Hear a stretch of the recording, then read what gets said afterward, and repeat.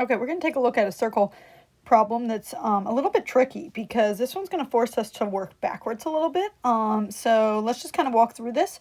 Most of you had a fantastic start with this. You use the 44-degree angle. And again, this is backwards thinking because I think we're more comfortable with getting an angle from an arc. But you use this 44-degree angle and you said, okay, that is an inscribed angle. You should always be asking yourself what kind of an angle. Vertex is on the circle, so I'm looking at this angle, and then I'm going out, I'm following it out, and the arc that's inside of that angle is this red arc right here, and that's going to be double the angle because an inscribed angle is always half the arc, therefore the arc is twice the angle. So I'm getting 88 degrees for that arc right there. Now, a lot of us, so that actually ends up being the first answer here.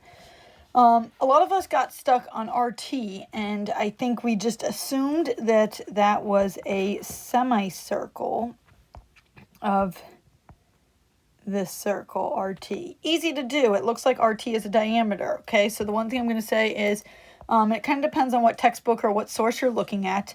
I will always, if it's going to be a semicircle, I will have a point specifically on the circle or on the diameter. So I would have something like this, and then I would have a letter here, and I would have told you, hey, this is circle A, would have been part of my given information. And if you have a segment going directly through a point, and then the circle is named by that point, we name a circle by its center, that's the only time that you can assume that you have a diameter.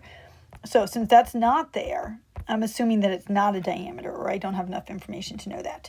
So I want you to stare at it for a second and notice that we do have enough information to actually figure out this arc. So this is what I'm trying to figure out. That's my unknown.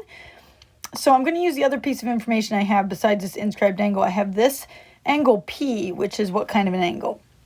Yeah, that's an exterior angle. So if I use this exterior angle, I have a formula for exterior angle.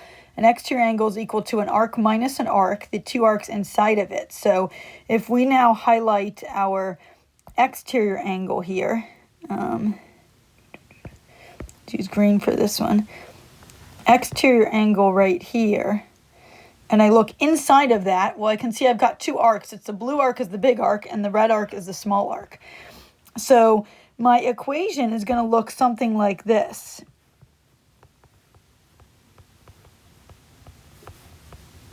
So this time I know the angle. The angle is 50 degrees. A lot of times I don't, and I'm looking for the angle, so I'm just subtracting and dividing by 2. This is going to be, like I said, a working backwards question. So the big arc that I'm starting with is this one here, and that's what I don't know, so I'm just going to use an X for that. You could also just use RT, those two letters with an arc over top to represent that unknown. And then my little arc that I'm subtracting is the 88 degrees right here. So I'm subtracting and dividing by 2. So that's the setup that we want to use. From there, now it becomes an algebra problem. So let's do a little bit of algebra, and this is, I know for most of you, your comfort zone. So if we're doing some algebra, I'm going to multiply by 2 on both sides. It's the easiest way to deal with this. You could also rewrite that as x over 2 minus 88 divided by 2. You cannot just divide the 88 by 2 and say x minus 44. So I recommend you multiply by 2 on both sides. That eliminates a possible algebra mistake there. So you get 2 times 50. You don't have to actually multiply on the right side because what you're doing is you're multiplying this quantity by 2 and then dividing it by 2, which cancels it out.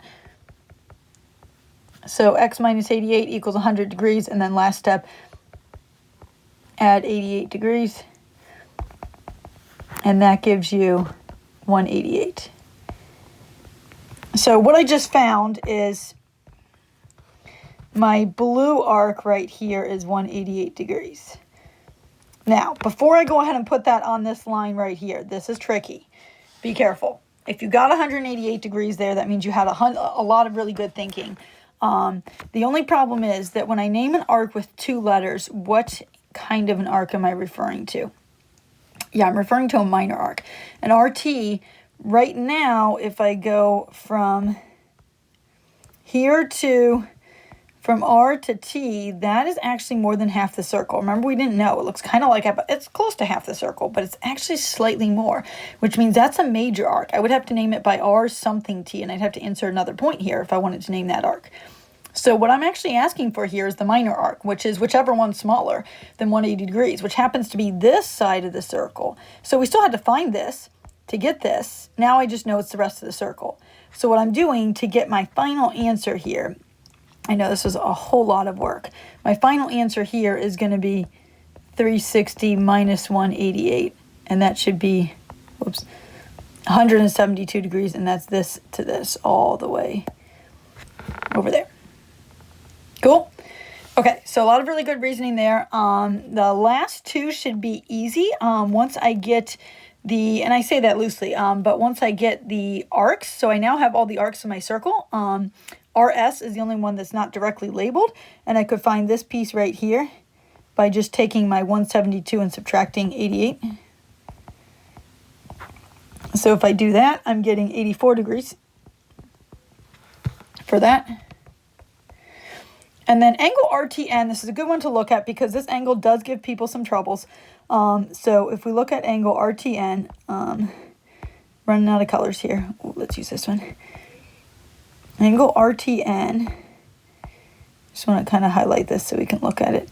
So you got to really talk yourself through this. Angle RTN is an inscribed angle, and I'm saying that because the vertex is on the circle, point T right there. So inscribed angle, this is just a weird looking inscribed angle. Angle SRT was also an inscribed angle, but that one had your two chords, and that's a little bit easier to follow. You've got a chord and a chord, and then you can just go across the circle to that arc.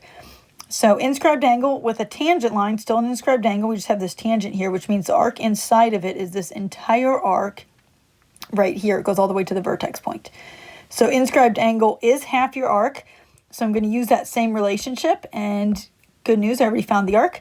So this is just going to be 1/2 of 188, and that's going to give me 94 if I do the math there for that angle right here. Looks almost like a right angle. So that's an interesting little tidbit that you may have picked up on. I haven't directly presented this as a theorem, but if you did have a diameter and you had exactly a 180 degree arc here, the inscribed angle would be a 90 degree angle. So we're seeing that it's close to that. Okay, hopefully that helps with that one. Good luck. Have fun with circles.